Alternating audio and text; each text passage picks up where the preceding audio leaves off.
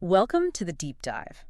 If you need a thorough understanding of a monumental subject, not just the surface facts, but the deep, surprising insights hidden in the research, then you are definitely in the right place. Today, we are focusing on a life that embodies heroism in a way, well, perhaps no fictional story ever could, Christopher Reeve. That's exactly right.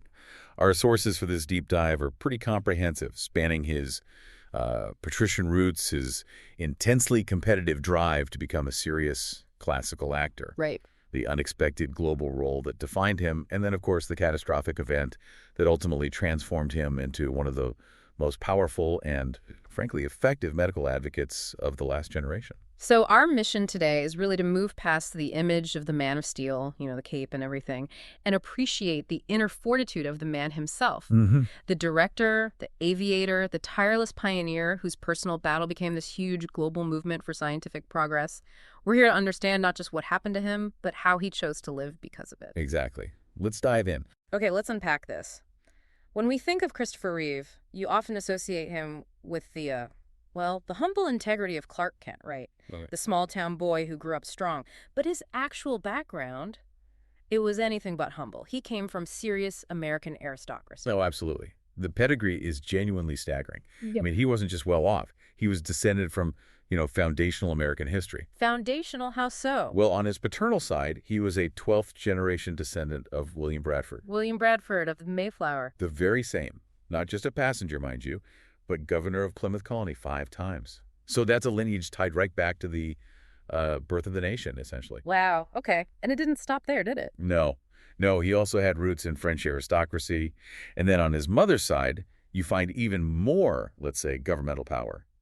His maternal great-grandfather, Milan Pitney, served as an associate justice to the U.S. Supreme Court between 1913 and 1922.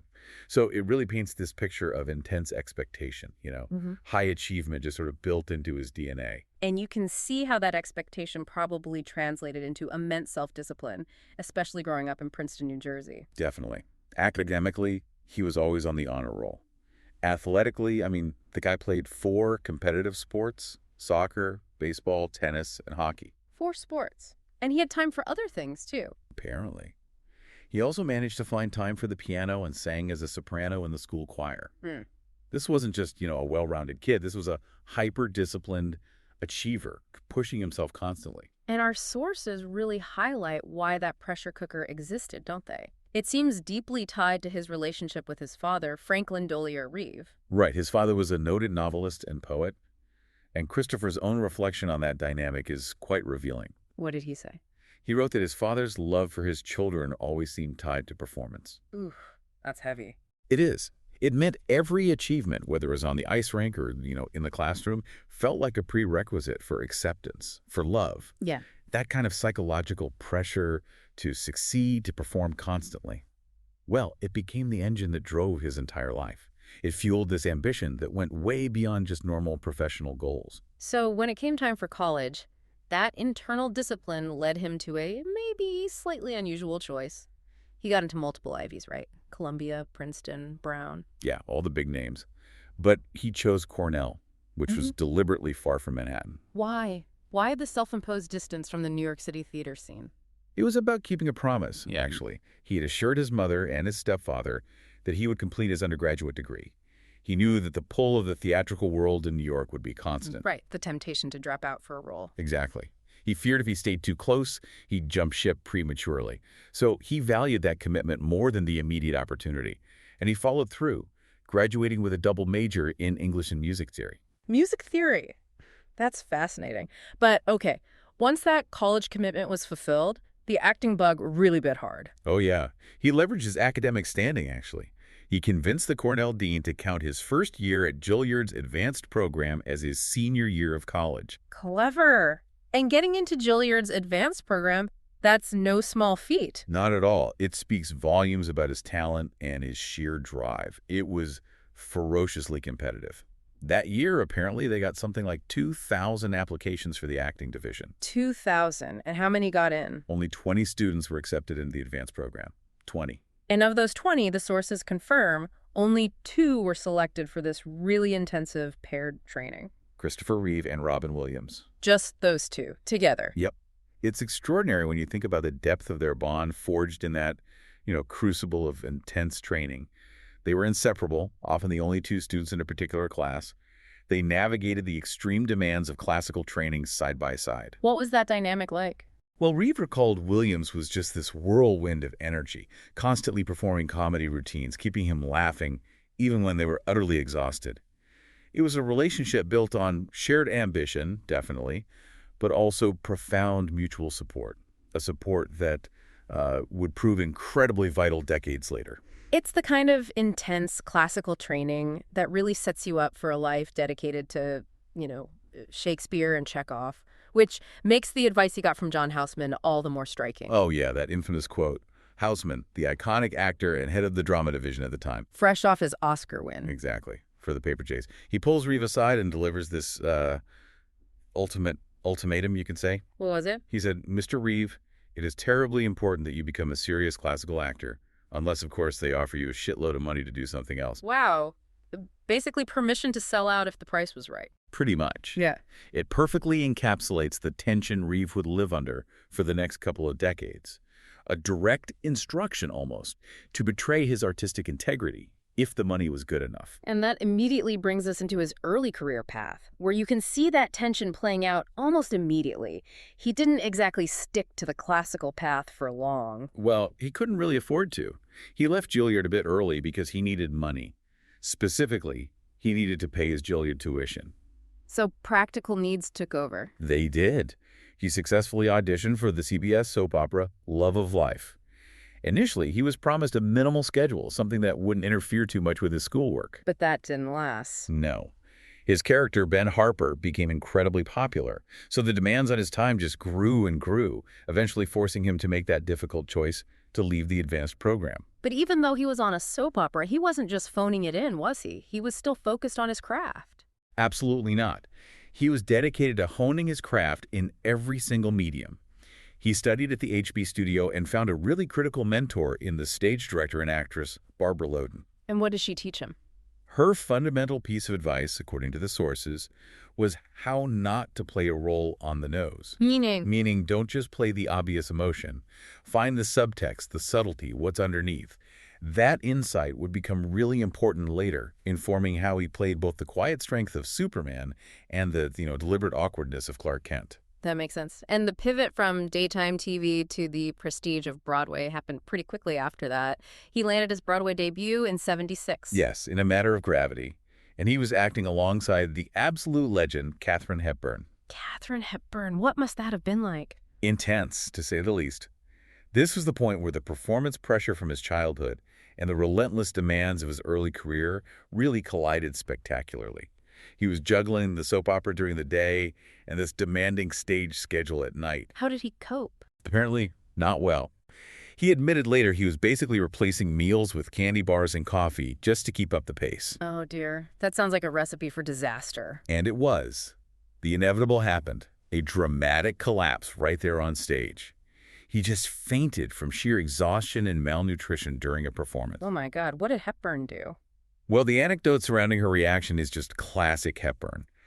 Apparently, instead of panicking, she just turned coolly to the stunned audience and declared, "This boy's a goddamn fool. He doesn't eat enough red meat." Only Katharine Hepburn. Exactly. But despite the huge age gap, 45 years, she really took him under her wing, became a sort of surrogate mentor and friend. And she saw his potential early on. She did. She told him he was destined to be a huge star. And, well, she wasn't wrong. The opportunity that would define his entire public identity arrived while he was doing an off-Broadway play called My Life. This is the Superman audition story. This is it. His stage producer, Star Kesseltine, urged him to audition for this secret film project. The problem was, the producers had already rejected Reeve. Not once, not twice, but 3 separate times during the initial casting rounds. Rejected 3 times. So what changed? How did he finally get through the door? Persistence? But not his own, actually. It was the casting director, Lynn Stallmaster. She saw something in him that the producers Alexander and Ilya Salkind initially missed. Stallmaster just kept pushing and eventually secured him that crucial meeting with the director, Richard Donner. And what did Reeve think when he finally read the script? He was impressed. He read the apparently massive 300-page script and was struck by how seriously it treated the iconic comic book source material. And the fact that Marlon Brando and Gene Hackman had already signed on, well, that lent the project immediate gravitas. Yeah, that would do it. It convinced Reeve this wasn't some cheesy comic book movie, but potentially a major motion picture event. But physically, he wasn't quite Superman yet, was he? He was tall, 6'4", but pretty slim. Right. He considered himself slim, weighing only about 188 pounds at the time. That simply wouldn't cut it for the Man of Steel. So cue the transformation montage. Pretty much. He needed a massive, rapid physical overhaul. He embarked on this incredibly intense 2-month regimen, supervised by David Prowse. David Prowse. Hang on, that name sounds familiar. It should. Prowse, for those listening who might not know, was the man physically inside the Darth Vader suit in the original Star Wars trilogy. No way! The Dark Lord was training the superhero. That's amazing. It's a fantastic bit of trivia, isn't it? Reeve's training was absolutely grueling. Daily running, 2 hours of weightlifting, and 90 minutes on the trampoline to help him prepare for all the wire work, the flying effects. And did it work? Oh, yeah. He successfully added 30 pounds. It's nearly 14 kilograms of pure muscle. That physical discipline, the one honed way back in his youth in Princeton, was absolutely critical here. But he always maintained that the real challenge of the role wasn't just the physical part, it was the duality, right? Playing two distinct characters in one film. Exactly. He aimed to portray Superman not as just a simple brute, but as a modern male image of gentleness and vulnerability. Something quite new for that era, actually. And then for Clark Kent, he specifically drew inspiration from classic Hollywood comedy. Which film? He based the clumsy, fumbling, thoroughly incompetent Clark Kent on Cary Grant's classic screwball comedy performance in the 1938 film Bringing Up Baby. Ah, I can see that. He made sure Clark was always dropping things, bumping into walls, just generally being the most unthreatening person in any room. But there was a crucial intellectual note, wasn't there? A piece of insight that kind of unified those two seemingly opposite roles. Yes, and that came from the creative consultant Tom Mankiewicz. That note was really the key to his whole performance. What was the note? Mankiewicz told Reeve that he was always playing Superman. Clark Kent was merely Superman playing Clark Kent. It was a disguise, a performance within a performance. That's brilliant. It allowed Reeve to ground the character, the internal power, the integrity. It never wavered, even if the exterior persona was clumsy and weak. And the results were just phenomenal. The film used these state-of-the-art practical effects, truly groundbreaking for their time. Especially the flying sequences. Right. And it earned a staggering $300.2 million worldwide, and that's unadjusted for inflation. Reeve himself won a BAFTA award for Most Promising Newcomer. Instant global fame. Margot Kidder, his Lois Lane, later reflected that Reeve really understood he had done something meaningful with that role. He somehow managed to capture this cultural ideal of integrity. However, the subsequent years proved, let's say, creatively disappointing for him. He liked Superman II, though, didn't he? Despite the behind-the-scenes drama. He did consider Superman II his favorite, yes. Yeah. Even with the dramatic firing of the original director, Richard Donner, midway through production. Yeah. But then came the decline, really starting with Superman III. Right. What went wrong there? That film severely strained Reeve's commitment to the whole franchise. The director, Richard Lester, leaned really heavily into comedy, essentially turning the film into a vehicle for Richard Pryor. Who was huge at the time. Absolutely. Yeah. But Reeve felt the film completely betrayed the integrity of the original script and the character he'd worked so hard to build. And then, Superman IV, The Quest for Peace. The less said, the better. Is that fair? That's pretty much Reeve's own view of it, yes. Yeah. He was so frustrated by that point that he only agreed to star if he was given partial creative control, which led to the whole nuclear disarmament plot. Which sounds noble on paper, but... But the execution was hampered by the studio, Cannon Films, who were known for running these extremely tight, low-budget action pictures, basically slash the budget. They'd agreed on a certain amount, but then cut it down to a meager $17 million. $17 million. For a Superman movie, even back then, that's tiny. It was disastrously low. The special effects suffered tremendously as a result. The film was a critical and box office bomb, and it really just confirmed Reeve's desire to pivot away entirely from the blockbuster superhero machine. He was done. So, if the commercial route, the blockbuster path, was now unsatisfying for him, where did that deep internal drive for performance lead him next? Let's talk about his deliberate search for more complex roles, often back on stage, and also some of the astonishingly high-stakes personal hobbies he pursued. Right. His career choices after hanging up the cape were very calculated retreats back towards artistic merit. He actively sought roles that were the complete antithesis of the simple action hero. Like Somewhere in Time. Exactly. The 1980 film, Somewhere in Time. Now, it was critically panned upon release, but he absolutely adored shooting it on Mackinac Island, called it his favorite film experience. It was a gentle, romantic role, very different from Superman. And it found its audience later, didn't it? Became this massive cult classic through cable TV and video rentals. It really did, which shows the enduring nature of that specific, quieter performance. And here's a beautiful little connecting thread. The dedicated fans of that film, who formed the international network of Somewhere in Time enthusiasts, Insight, they called themselves. Insight, okay. They later raised over $20,000 for the Christopher and Dana Reeve Foundation after his accident. So that deep connection to his gentler work, it really remained strong over the years. That's lovely. But the stage, that seemed to be his true artistic refuge, right? Absolutely. He became a regular fixture at the prestigious Williamstown Theater Festival, performing classics like Chekhov's The Cherry Orchard and The Rover. And he took on a particularly challenging role there, didn't he? Yes, most significantly, he received excellent reviews for playing a disabled Vietnam veteran in Lanford Wilson's play 5th of July on Broadway. Wow. Playing a disabled character. Yeah. And if you look for moments of foreshadowing in his life, this performance, playing a physically challenged character who still absolutely commands the emotional center of the story, it's incredibly resonant looking back. Definitely. But let's step away from the stage for a moment and look at his private life, because it reveals this deep-seated need for maybe high-stakes, hands-on control that seems to parallel his professional ambition. His hidden passions were, well, pretty extreme. He was, by any measure you could use, a master aviator. He held 6 different pilot licenses. 6? What were they? Let's see. Private, instrument, multi-engine, commercial, instructor, and even glider pilot. Good grief, that's serious dedication. And we're not just talking about weekend recreational flying. This man flew solo across the entire Atlantic Ocean, not once, but twice. Solo across the Atlantic. That requires profound skill, incredible technical precision, and just absolute nerve. It really does.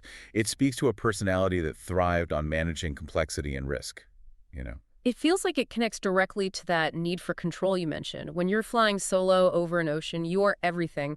The pilot, the navigator, the engineer. You are solely responsible for managing these potentially overwhelming odds. Precisely. And he also used these skills for good, didn't he? Serving as a pilot for the Environmental Air Force. Right, showing that his commitment to activism was deeply practical, not just, lending his name to a cause. Exactly. And he was equally serious about sailing. He actually lived aboard his Swan 40 yacht, the Chandelle, while he was filming The Bostonians. Later, he owned a much larger Cambria 46 sloop called Sea Angel. Sailing the New England coast. Yep, the coast, the Caribbean, even sailed it to Bermuda. Again, this wasn't just a casual weekend hobby. It was an intense, physically demanding lifestyle choice. So when you connect this back to his career choices, his love of these really demanding hobbies seems to perfectly explain why he consistently turned down massive commercial films, roles that would have made him exponentially richer. That's the logic, yeah.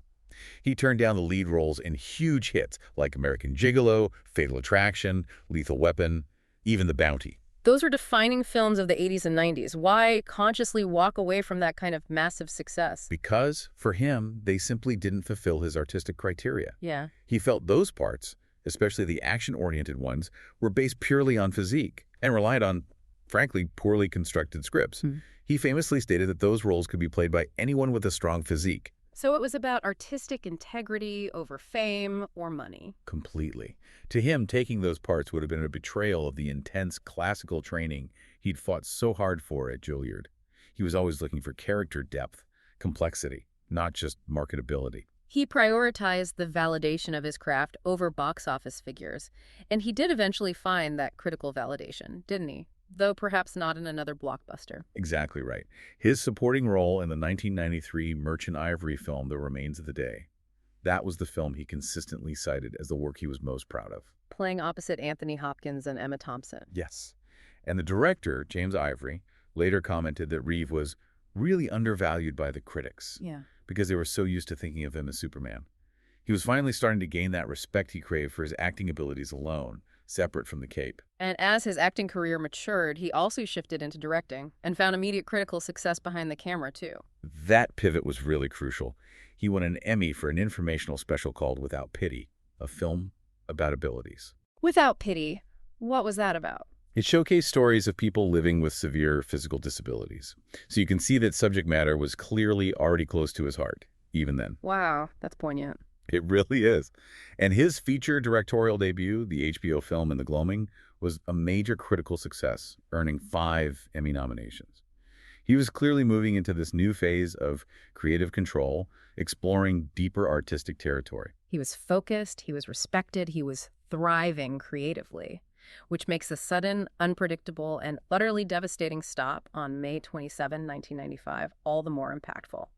Which brings us to segment 4, the defining accident and the path to recovery. We've already established his love for physically demanding hobbies, and equestrian eventing was certainly one of them. He had started riding seriously back in 1985 for the film Anna Karenina. By 1989, he was eventing competitively. Which is a dangerous sport, right? Oh, notoriously so. Known for its danger and intensity. Tell us about the specifics of the accident itself. It wasn't some huge, dramatic fall over a massive obstacle, was it? No, and that's part of the terrible tragedy of it. It happened at a relatively routine fence, only about 1 meter tall. It was a W-shaped fence during an event in Culpeper, Virginia. His horse, a thoroughbred named Buck, apparently hesitated or just refused the jump right at the last second. And Reeve was caught off guard. He was leaned forward, apparently had a fairly loose hold on the reins, and was essentially just thrown clear over the horse's head. Landing head first. Witnesses reported that as he fell, his hands somehow got tangled in the reins, actually pulling the bridle and the bit right off the horse. He landed incredibly hard, head first on the far side of the fence. The force of that impact was so immense that it shattered his first and second cervical vertebrae, the C1 and C2. Right at the top of the spine. Exactly. These vertebrae are absolutely critical, sitting right at the base of the skull. The resulting spinal cord injury instantly rendered him paralyzed from the neck down, and his breathing stopped immediately. Complete paralysis. It's terrifying to even imagine. Paramedics, thankfully, arrived within just 3 minutes and managed to get air into his lungs, which undoubtedly saved his life right there. He was rushed to the University of Virginia Medical Center. And then faced days of uncertainty. 5 harrowing days, apparently, of heavy sedation and delirium. Then, the devastating reality was explained to him. He was a C1, C2 quadriplegic, completely reliant on a ventilator to breathe. And in that absolute darkest moment, trapped inside his own body, overwhelmed by terror, he made a plea to his wife, Dana. He mouthed the words, "Maybe we should let me go." Yeah. And Dana's response. It became this incredible rallying cry of devotion. Our sources reveal the profound weight and love in her words. She tearfully replied something like, "I will support whatever you want to do because this is your life and your decision, but I want you to know that I'll be with you for the long haul no matter what. You're still you and I love you." Wow. Just that moment, that unconditional love, and also the sudden realization that his young children needed him, it convinced him he had to fight. He had to somehow turn that intense self-discipline he'd always possessed towards survival and recovery. But before that fight could truly begin, he faced this incredibly complex and dangerous surgery, right? With only a 50-50 chance of survival. That's right. He was grappling with just paralyzing fear and despair there in the ICU when apparently the door burst open. And this is where the famous Robin Williams story comes in. This is it. One of the most touching and, frankly, hilarious anecdotes in modern celebrity history.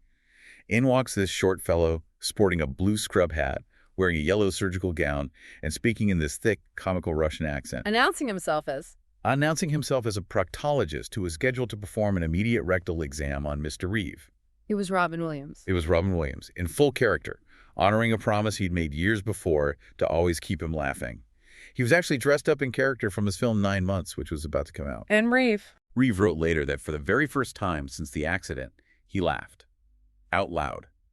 That single moment, that unexpected burst of pure humanity and humor from his oldest friend, it broke the spell of terror.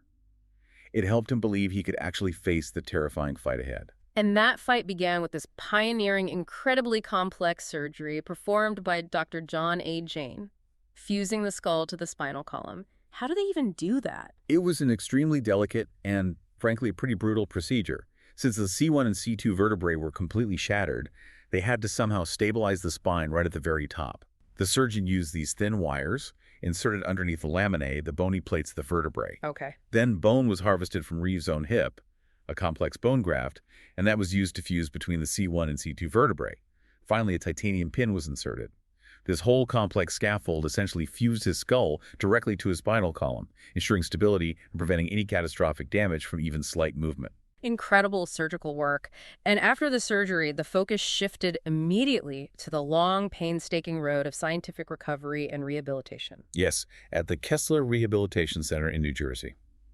And this is where his theatrical discipline truly transformed into physical discipline for survival. How so? That's the key connection everyone points to.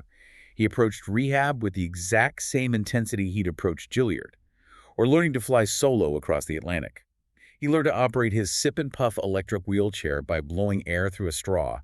He adopted this fierce attitude, famously saying he was competing against decay. Using that performance mindset. Absolutely. He leveraged that immense self-discipline, honed over decades of professional performance, to just keep pushing, keep working, even against what seemed like overwhelming medical odds. His commitment to aggressive physical therapy was pretty revolutionary at the time, wasn't it? 4 or 5 hours a day. Yeah, using specialized machines, functional electrical stimulation, working constantly on the premise that intense, repeated therapy could actually spur nervous system regeneration, wake up dormant pathways. And this commitment led to really astounding progress, particularly given the extreme severity of his injury. What kind of progress are we talking about? By 2002, which was 7 years after the accident, he was actually regaining small movements and sensation across about 65% of his body. He could feel needle pricks, he could distinguish between hot and cold temperatures, and critically, he developed proprioception. Remind us what proprioception is and why that's so significant. Sure. Proprioception is basically your sense of knowing where your body parts are in space without having to look at them. It's fundamental to movement and balance. Regaining this sense indicates that neural pathways, which had previously been completely silent below the injury, were starting to communicate again, which, for that level of injury, is monumental. And his official diagnostic classification improved too, right? Which is the most objective measure of progress in spinal cord injury research. It really is the gold standard. Initially, after the accident, he was classified as Asia Impairment Scale Grade A. Meaning? Asia means total motor and sensory loss below the level of the injury. Complete paralysis, no signals getting through. But by 2002, thanks to his relentless exercise regimen and sheer force of will, his classification improved to Asia C. And going from Asia A to C represents what kind of functional return? It represents a significant return of function. Asia C indicates that there is now some degree of muscle movement, even if it's not functionally useful yet, and some sensation below the level of injury. For an injury as severe as a high cervical C1, C2 break, that level of progress was frankly nothing short of miraculous. It was a testament to his unwavering belief that the body was capable of repair if you pushed it hard enough. And there was one final major scientific milestone in his life, which occurred in 2003, that dramatically improved his day-to-day quality of life. Ah, yes, the diaphragm pacing procedure.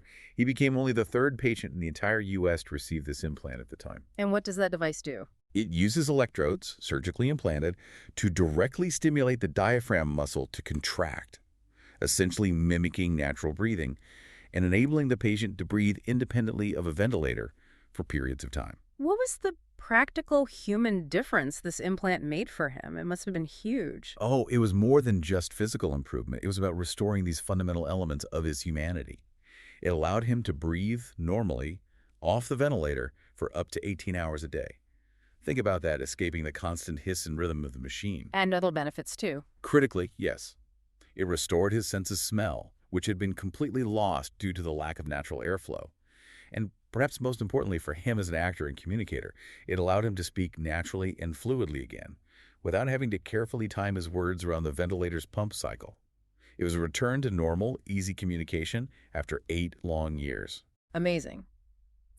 Moving now into segment 5, this incredible dedication to scientific and personal recovery immediately translated into his powerful new role, global activist.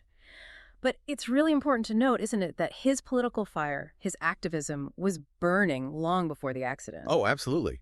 His engagement started remarkably early. At just 15 years old, he campaigned for Robert F. Kennedy back in 1968. Wow, 15. Yeah. He was actively involved in environmental causes, serving as a pilot for the Environmental Air Force, as we mentioned earlier, and he was also a key active member of the Creative Coalition TCC. What was TCC's focus? It's a nonprofit organization focused specifically on educating celebrities and figures in the arts community so they could speak knowledgeably and effectively about important political and social issues. So this wasn't just about lending his famous name. He was genuinely committed to understanding the complex issues he spoke about. Exactly. And the story of his 1987 trip to Chile is probably the most powerful testament to his pre-injury bravery and his deep commitment to human rights. What happened in Chile? Well, Chile at the time was ruled by the dictator Augusto Pinochet, who had threatened to execute 77 Chilean actors simply for protesting his regime. Reeve, hearing about this, flew down to Santiago and helped lead an international protest march right there in the capital. That took incredible courage. What was the local reaction? It was huge. Apparently, a cartoon ran in a local newspaper showing Christopher Reeve, dressed as Superman, carrying Pinochet by the collar, with a caption asking something like, "Where will you take him, Superman?" Huh, that's fantastic. His intervention was seen as so consequential, so impactful, that he was later awarded the Grand Cross of the Order of Bernardo Higgins, which is Chile's highest possible distinction for foreigners. He literally used his celebrity as a shield to protect others. And he applied that same platform to domestic issues back home too, didn't he? Famously speaking out against some of Donald Trump's development projects in New York in the late 80s. He did. He delivered this really powerful speech where he directly challenged Trump's expansive ambitions for development on the west side of Manhattan, calling them the American dream gone berserk. Strong words. Very strong. He argued that if dreams, even ambitious ones, step on the lives of ordinary people and ruin the quality of their life in their neighborhood, you have to be stopped. For Reeve, celebrity clearly came with a profound moral obligation to speak up and protect the vulnerable. So following his injury, all that passion, all that commitment became laser-focused and truly monumental. Disability advocacy and driving scientific progress for spinal cord injury research, his initial legislative focus was deeply practical, wasn't it? Extremely practical. His first big fight was for insurance reform. As you can imagine, catastrophic injuries like his quickly exhaust standard insurance policies. At the time, the typical lifetime cap was only around $1 million. Which sounds like a lot, but for quadriplegia. It often lasted only a few years, given the immense cost of round-the-clock care, equipment, therapies. So he lobbied aggressively for a bill to raise that cap significantly to $10 million. That specific effort was narrowly defeated in 1997, unfortunately.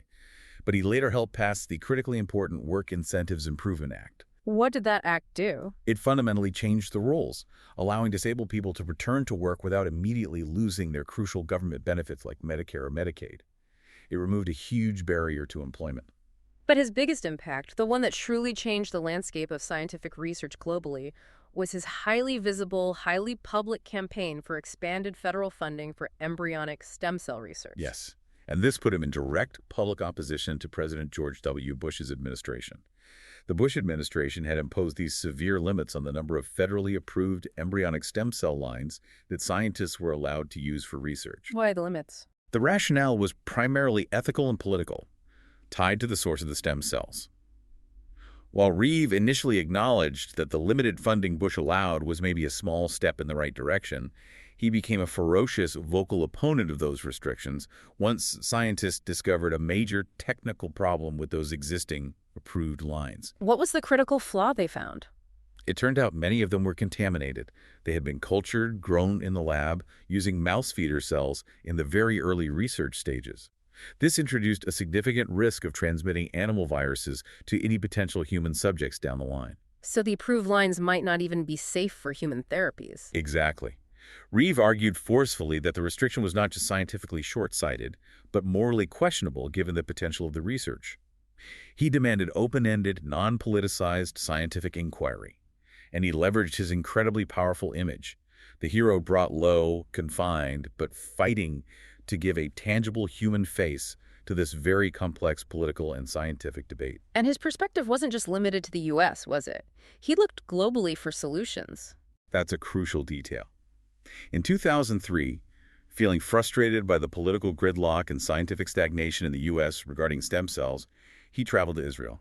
Why Israel specifically? Because Israel, at that time, was rapidly becoming a world center for spinal cord injury research.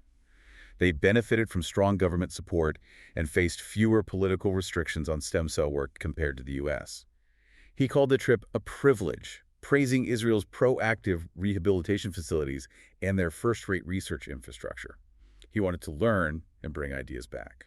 The ultimate measure of his activism, though, has to be the sheer amount of money raised and the fundamental shift in scientific focus that followed his advocacy. The financial numbers are just staggering. The Christopher and Dana Reeve Foundation has, to date, given over $140 million specifically to research projects and provided more than $46 million in quality-of-life grants for people living with paralysis and their families. That's transformative funding. It is. And the journalist Jerome Groopman summarized this shift perfectly back in 2003. He noted that there was, and I quote, essentially no substantial funding of spinal cord research before Reeve's injury, and now it is one of the hottest areas in neurobiology. Scientists are flocking to work in it because science follows the money.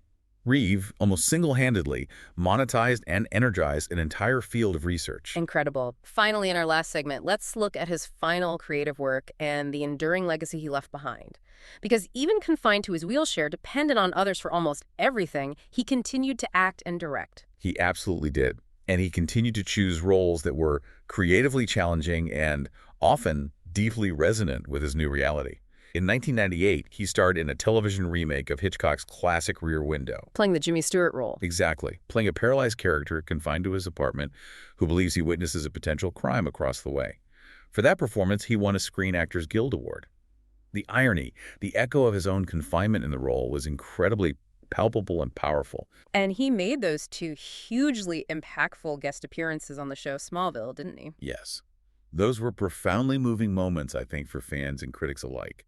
In 2003, he guest starred twice as Dr. Virgil Swan, this brilliant, somewhat secretive scientist who helps the young Clark Kent understand his Kryptonian origins. A passing of the torch, in a way. Absolutely.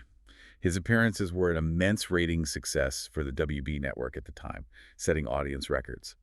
It felt like a beautiful, symbolic return to the franchise that made him famous, but in this new, wise mentor role. And he was working creatively right up until the very end. He was. His final directorial projects included the Brooke Ellison story in 2004, which is another story about overcoming disability, and he was actively directing the animated film Everyone's Hero at the time of his passing. Yeah. He never stopped pursuing creative control and telling stories. Tragically, though, he died far too young, only 52. Yeah.